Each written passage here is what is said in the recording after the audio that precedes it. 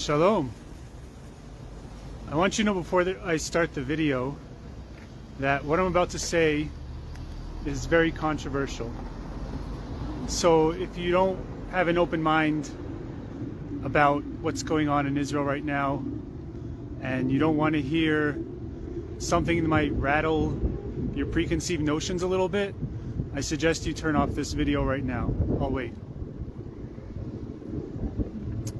Okay, if you're still with me, that shows that you're open to listening to some facts and a timeline that points to a very disturbing conclusion. This isn't a video I want to make, and it's something that pains me. I had a lot of inner dilemmas whether or not I should do this video, but I feel like nowadays truth and transparency is so important that I feel I should share it with you. So we're all trying to make sense of what happened on October 7th, which is Shmini Atzeret. Some call it Simchat Torah, when we all know Gazans came in and basically slaughtered 1,000 Israelis and kidnapped a bunch, all in the matter of about 7 hours. So what I want to do is reverse engineer this thing a little bit to kind of help you understand why I believe that this was an inside job. First of all, we'll start with September 1st. By the way, everything I'm about to say will be backed up with actual links to news articles or video footage. And if you want any of my sources, I'm happy to give them. September 1st, the Israeli government confiscated the weapons of the security teams in the Gaza Belt communities. This was done against the will of those security teams in the Gaza Belt communities.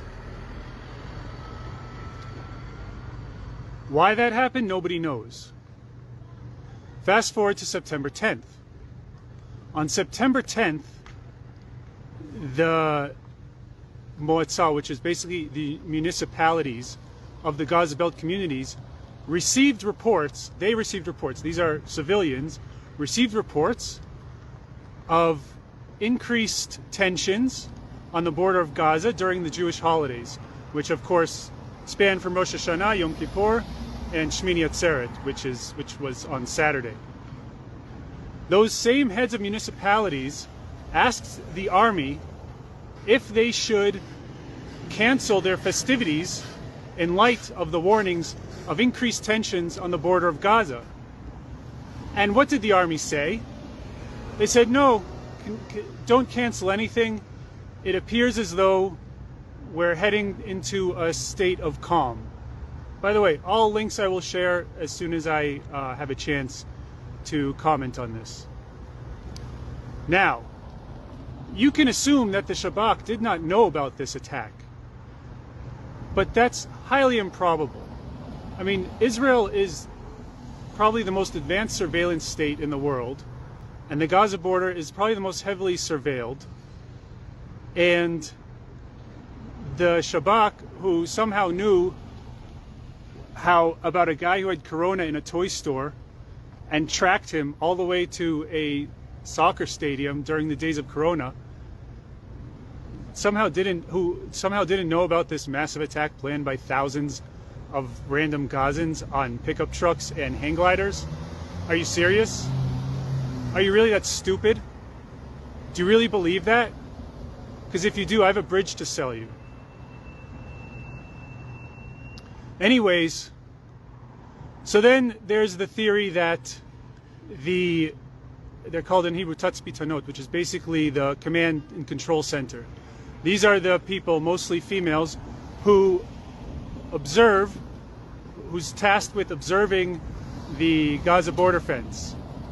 I say there's a theory that says that they were hacked, or that they conquered or that they blew it up before they could.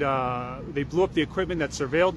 Well, that's BS, because there's actual video footage that I'll also share with you of those same command control center operators reporting on the breach of the fence.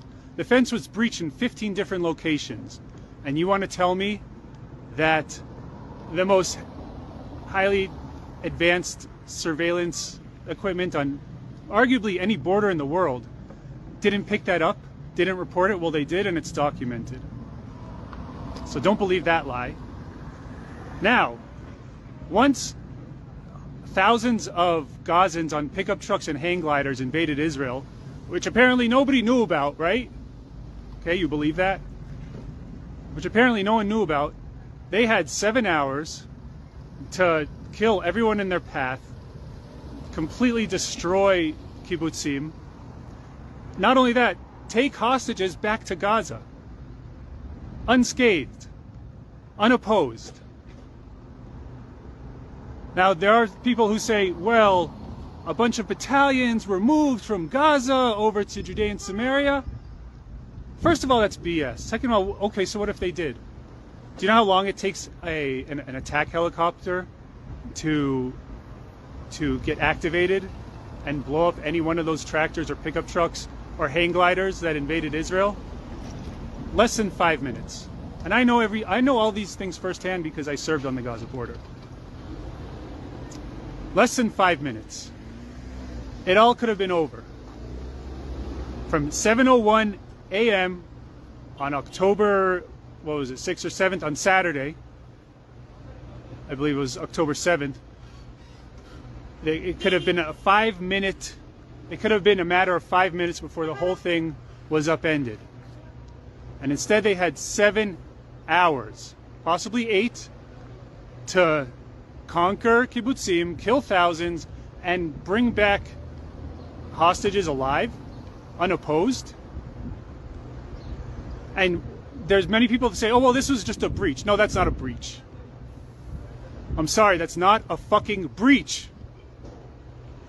That's an inside job.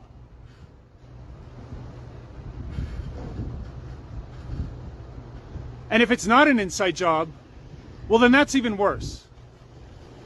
Because that means that the IDF is the most incompetent military that ever walked the face of the earth.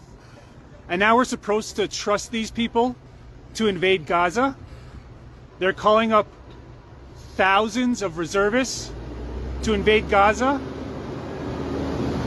under the command of a military that A, didn't see this coming, and B, is too incompetent to react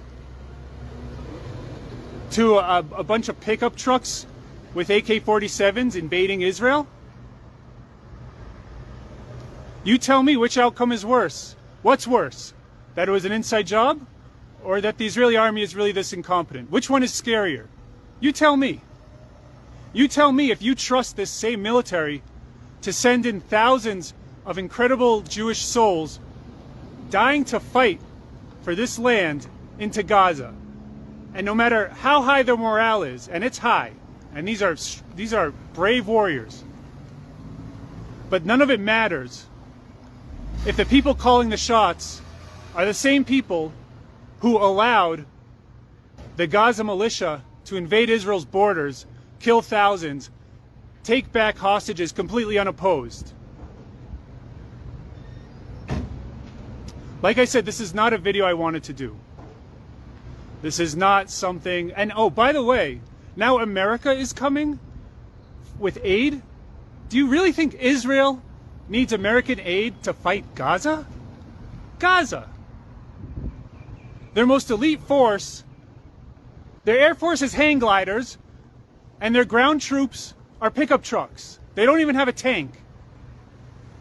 And we need American aid Israel needs American aid to fight them? Are you fucking serious? You don't think that there's anything fishy going on here?